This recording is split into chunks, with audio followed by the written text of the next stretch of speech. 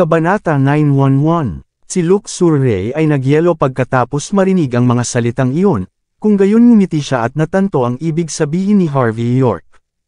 Tama ka, bata. Ang totoong pag-ibig ay nangangailangan ng higit pang pera. Magkano ba ang iyong iminumungkahi? Ang mukha ni Miss Yuna ay naging madilim na parang gabi sa sandaling iyon matapos marinig ang mga salitang iyon.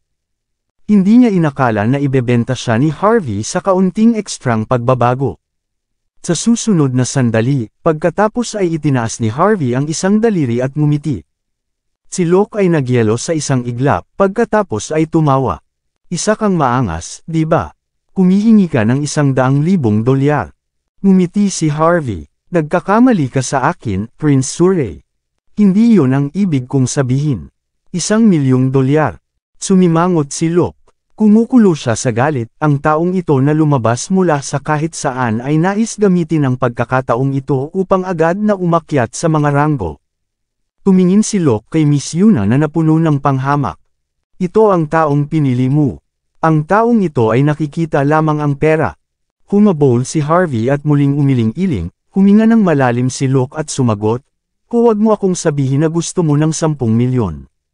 Bata, sinasabi ko sa iyo, minsan kailangan mong magtrabaho para sa kung ano ang maaari mong makuha. Ako lamang ay nakikipag-usap sa iyo ng magalang dahil sa paggalang ko kay Miss Yuna. Pinakamahusay mong lumago ang ilang mga karaniwang kahulugan." Tumawa si Harvey. "Prince Surrey, nagkakamali ka talaga sa akin. Hindi ko ba sinabi sa iyo? Ito ang tunay na pag-ibig. Iyon ang dahilan kung nais mong umalis ako, hinihiling ko ang $100,000,000. Si Miss Yuna ay nagkaroon ng isang kakilakilabot na ekspresyon bago, hindi mapigilan ang tawa niya.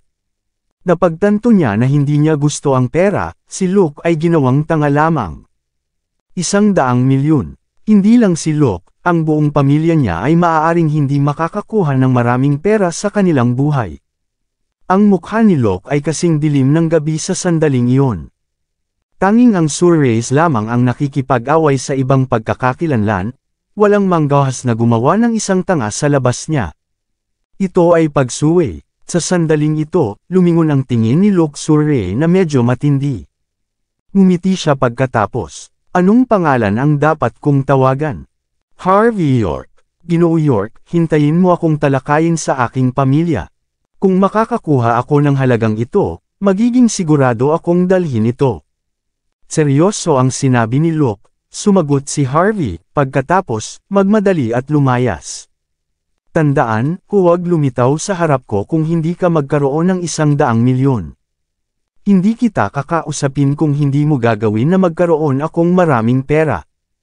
Tumalikod si Luke at umalis habang nakangiti, ngunit ang sandali na lumingon siya, ang mukha niya ay nagpapakita ng kanyang kasuklam-suklam na mga saloobin. Sa kanyang mga mata, natapos na si Harvey. Nang umalis si Luke, tiningnan ni Harvey si Miss Yuna at ngumiti.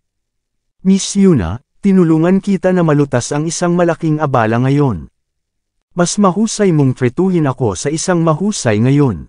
Si Miss Yuna ay nag-aalala, si Harvey, ang lalaking ito sobrang makitid ang pag-iisip. Hindi lang siya susuko ng madali lang iyon. Huwag na nating kainin ang pagkain na ito. Hahanapin natin siya, at sabihin sa kanya na huwag maging walang ingat. Naturally, si Miss Yuna ay mabait lang, ayaw niya ng anumang masamang mangyari kay Harvey. Umiling-iling ulit si Harvey. Bakit natin siya hahanapin? Hindi ko ba sinabi sa kanya? Hindi siya dapat magpakita sa harap ko ng walang $100,000,000.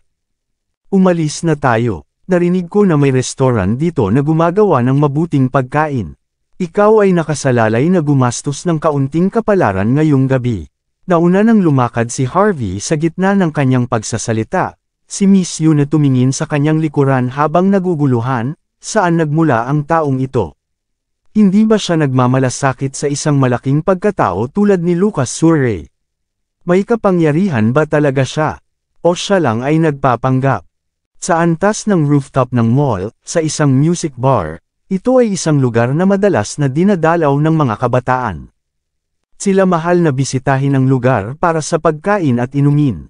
Matapos mag-order ng ilang pinggan, nagsimula si Harvey York na pagpistahan ng walang pag-aalaga sa mundo. At si Miss Yuna na nakaupo sa harap niya ay hindi kahit na ilipat ang kanyang mga kagamitan. Nag-aalala pa rin siyang parang may sakit. Dapat kumain ka.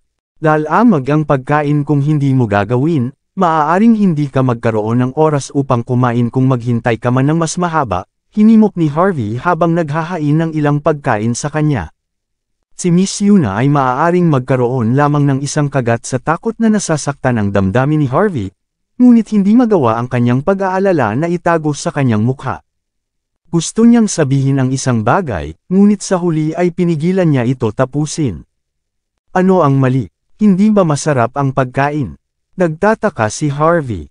Nag-atubili si Miss Yuna na sagutin siya dati, noon at sumagot ng tahimik, Harvey, ang lugar ay tila isang mga negosyong pag-aari ni Luxury.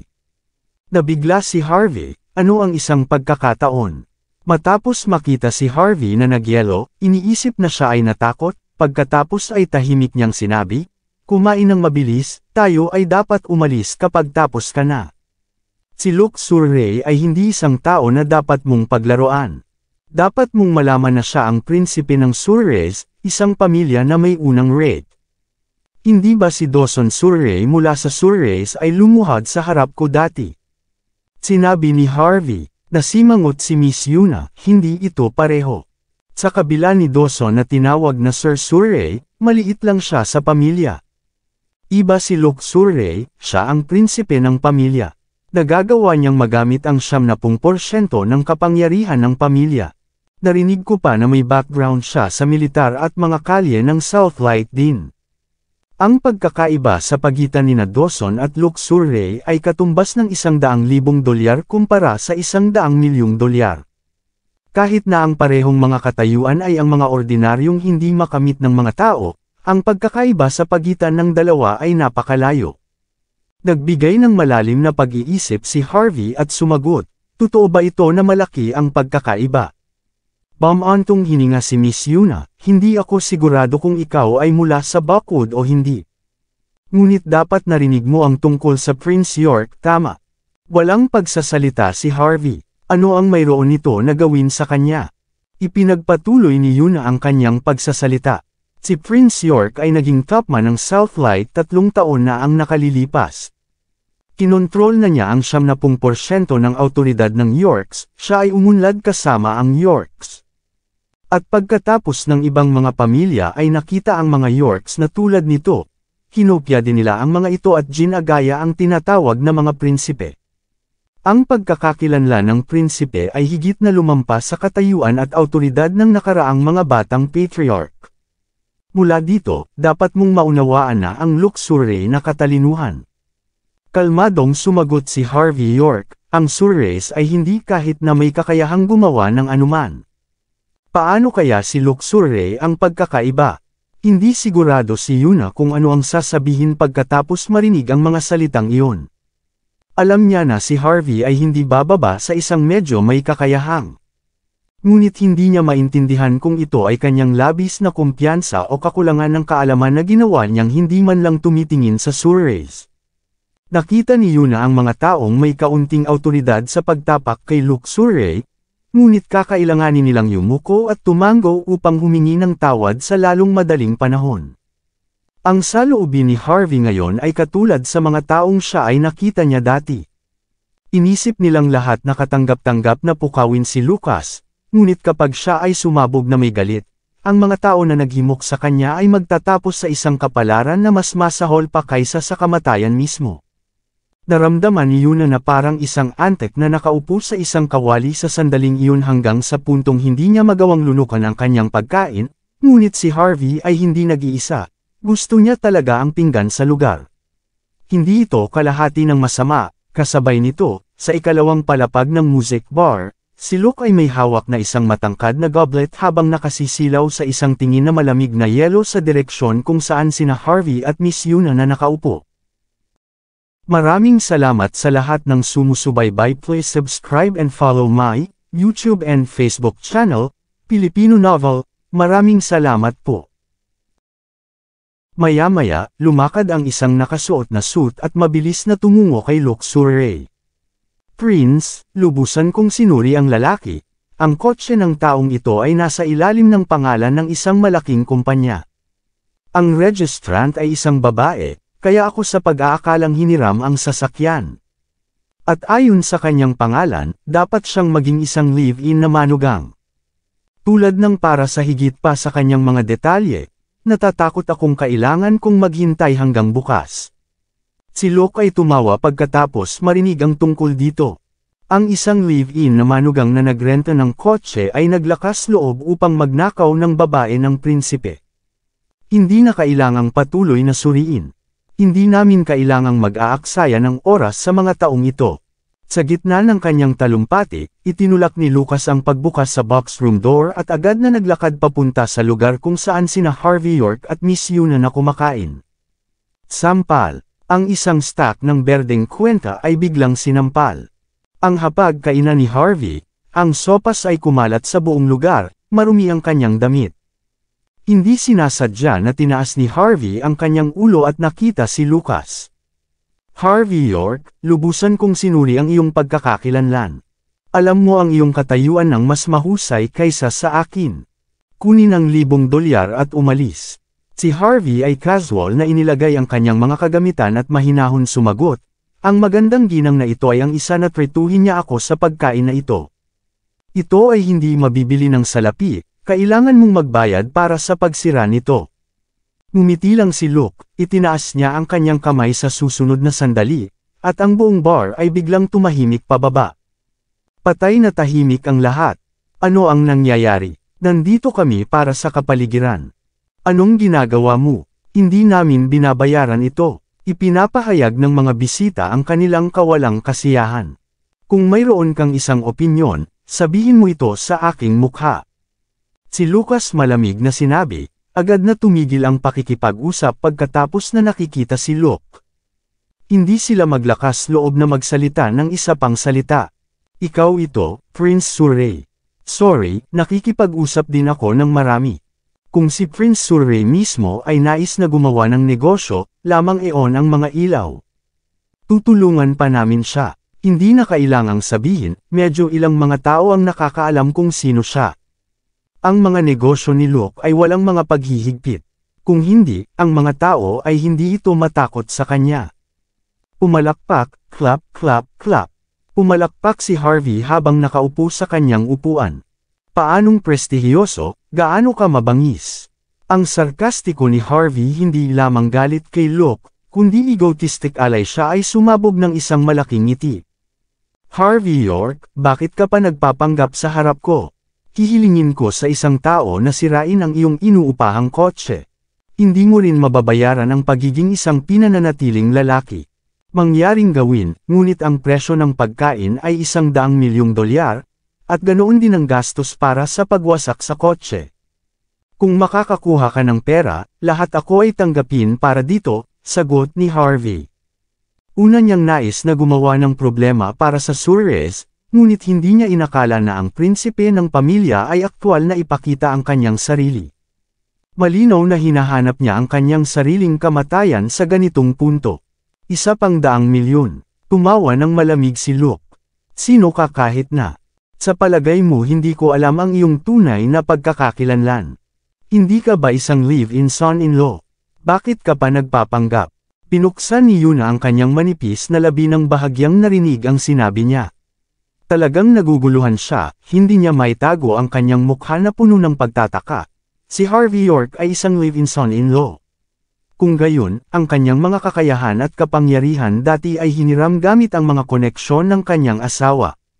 Hindi alam ni Yuna kung paano mag-isip doon sandali, ang lalaking tinitingnan niya noon ay talagang isang marumi na tao.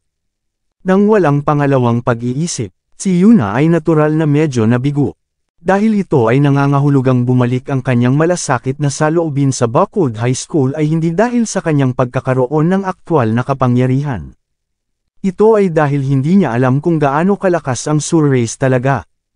Maswerte din siya. Tinawag pa ng kanyang asawa ang first in command ng Buckwood kasama ang iba pa para tulungan siyang tumayo. May mga loopholes pa rin sa teoryang ito, ngunit ang pamagat ng isang live-in son-in-law ay sapat na upang baguhin ang mga impresyon ni Yuna kay Harvey York sa isang iglap. Ang kanyang mga mata ay nagpapakita ng bahagyang kasuklam-suklam sa kanya bilang mabuti. Anong uri ng maruming pag-iisip ang nabuhay sa anak na lalaki-inlo kung hindi niya tinukoy na siya ay kinuha ng tinanong siya ng pagkain? Ngunit hindi masisisi si Yuna, siya ay isang kagandahan din at nagkaroon ng isang pares ng mga peach eyes. Ang mga kalalakihan na lumapit sa kanya ay natural na nakakasama sa mga saloobin tungkol sa kanya. Iyon ang dahilan kung bakit palagi siyang nag-iingat at naiinis sa sinumang tao na lumapit sa kanya.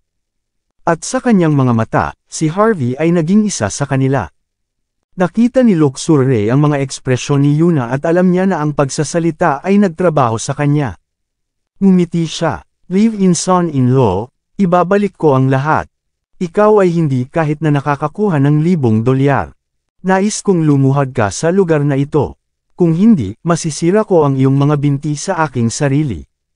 Ang ekspresyon ni Yuna ay hindi nagbago iyon drastically matapos marinig ito. Nakasulyap lang siya kay Harvey. Gusto niyang alamin kung paano haharapin ng live-in son-in-law ang sitwasyon. Nagsimula ang mga hiyawan sa buong karamihan. "Prince Surrey, ikaw ay maharlika. Gawin namin ang trabaho sa marumi. Napakadaling masira ang kanyang mga binti. May karanasan ako. Gawin ko ito. Gagawin ko. Maaari akong makitungo sa isang pinananatiling lalaki tulad niya ng isang kamay." Lahat ng tao ay nag-alok upang makatulong habang sila ay nanunood ng paningin. Dahil para sa kanila, ito ay isang mahusay na pagkakataon na maging nasa mabuting panig ni Luke. Kung maaari silang maging tauhan ni Luxure, kahit na aso lang sila. Para sa kanila, ang kanilang buhay ay maging baligtad na pataas. Si Lucas ang prinsipe ng Surres, pagkatapos ng lahat. Kung binigyan lang niya ng bakas ang anumang mayroon siya, ang iba ay lumalangoy sa kayamanan at kaluwalhatian. Harvey York, mukhang ang mga halaga ng lahat ay napakaprangka. Lahat sila ay hindi talaga mahilig sa isang pinananatiling tao. Kinutya ni Luke si Harvey na parang mayroon siya ang nanalo. Ayaw niyang walisin agad si Harvey sa sandaling iyon. Iyon ay dahil na naruroon si Yuna. Ito ay isang perpektong sandali upang i-highlight ang kanyang lakas. Siguro pagkatapos ng okasyong ito, ang nakakaakitang kagandahan na may mga peach eyes ay darating sa kanya sa halip. Pinakawalan ni Harvey ang isang malaking buntong hininga. Siya ay naiwan na walang pagsasalita, sigurado ang Surres lahat ng hanggal na ito. Naisip niya na ang isang tao na tinawag na prinsipe ay maging nasa parehong antas ni Leon Silva. Tila malaki ang naging pag-iisip ni Luxure na mas mababa kumpara kay Leon Silva. Kung ikukumpara kay Quinton York at sa iba pa, siya ay kakilakilabot sa kanilang liga. Matapos mailabas ang isang malaking buntong hininga, sinabi ni Harvey ng mahinahon, "Prince Surrey, handa ka bang harapin ako kasama ang maraming tao?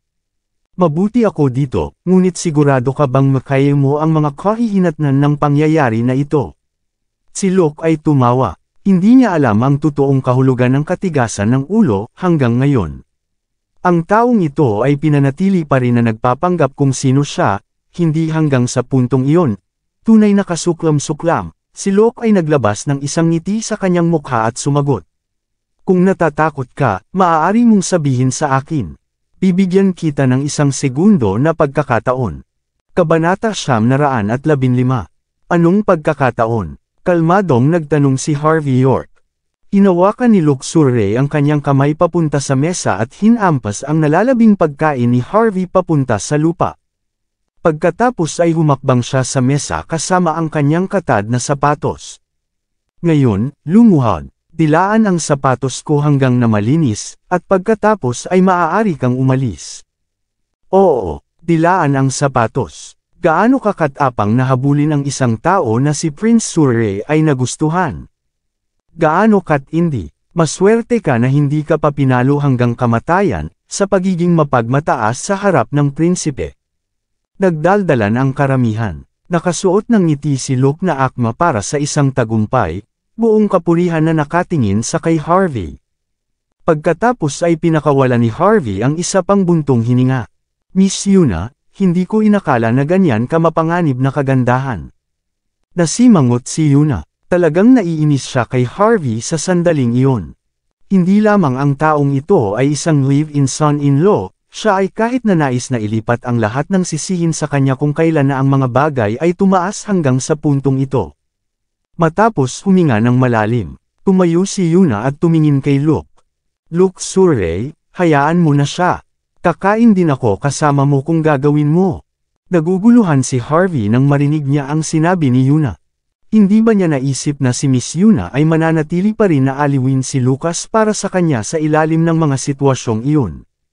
Si Luke ay tumawa. Kung nauna ito, kung gayon, syempre, gagawin kong tanggapin ang alok. Ngunit dahil ipinangako ko na gumawa ng isang bagay, ako ay hindi nababalik sa aking mga salita. Dahil sinabi ko iyon, let him lick my boot clean, kaya lang niya itong dilaan ng malinis. Walang ibang pagpipilian. Syempre, maaari kong hayaan siyang umalis kung ikaw ay sasamahan ako ngayong gabi. Si Luke lang ang mayroon kay Miss Yuna sa kanyang mga mata. Ang kanyang mga mata ay pagpapakita ng buong nakagagalit na hangarin. Malinaw, ang pagkakaroon lamang ng pagkain sa kanya ay hindi sapat. Ang kanyang layunin ay simple. Gusto lang niya si Miss Yuna para sa kanyang sarili. Luke Surrey, tumatawid ka sa linya. Ang ekspresyon ni Yuna ay nagbago ng malaki. Si Luke ay kumikilos ng labis na magalang sa harap niya dati, ngunit bigla niyang ipinakita ang kanyang nakakapinsalang panig ngayon. Si Luke ay naglabas ng isang malabong ngiti. Ako, si Luke Surrey, ay hindi kailanman pipilitin ng mga tao na gawin ang kahit ano. Mabuti kung hindi mo nais. Hayaan siyang magsimulang dilaan pagkatapos. Ang mukha ni Yuna ay naging madilim na parang gabi. Siya ay sobrang nag-aalangan sa sandaling iyon, gusto niyang ilayo si Harvey, ngunit si Luke ang kondisyon ay hindi niya tatanggapin. Hindi pa siya nahulog sa pag-ibig dati, pagkatapos ng lahat. Siya ay nais na panatilihin ang kanyang kadalisayan hanggang sa araw na siya ay ikasal. Biglang tumayo si Harvey at tiningnan si Luke sa sandaling ito. Prince Surrey, mas mabuti kung pipigilan mo ang iyong sarili bago ka tumawid sa linya. Dahil sa paggalang kay Miss Yuna, hindi ako mag-aalala tungkol sa iyo na sinira ang pagkain ko. Ngunit kung hindi mo alam kung kailan huminto, kung gayon ay gagawin ko ang isip na maglalaro sa iyo ng mas mahaba. Sumimangot si Luke, malinaw na alam ni Harvey kung sino siya, at siya ay na-out bilang isang live-in son-in-law din. Ngunit ang live-in son-in-law ay natural na walang takot para sa kanya talagang sabihin ang isang bagay tulad ng sa ilalim ng mga sitwasyong iyon. Magagawa ni Lucas ang anumang nalulugod sa Buckwood. Siya ay hindi man lang natatakot sa Yorks, ngunit ang saloobin ni Harvey ay nagpalaki sa kanyang hinala. Kahit na si Lucas ay labis na mapagmataas, isang tao na pinamagatang prinsipe ay hindi magiging tanga. Pagkatapos ay sinukat niya si Harvey at nagbigay ng malawak na ngiti, kapatid, mayroon kang mga bayag. Ito ang kauna-unahang pagkakataon na ang isang tao ay maglakas loob na makipag-usap sa akin tulad nito sa aking sariling baluarte. Hahayaan kita sa paggalang sa iyong tapang. Ngunit hayaan mo akong bigyan ka ng babala, kung maglakas loob ka pa ring lumapit-malapit kay Miss Yuna. Sa susunod na oras, dapat ay masisira ko na ang iyong mga paa.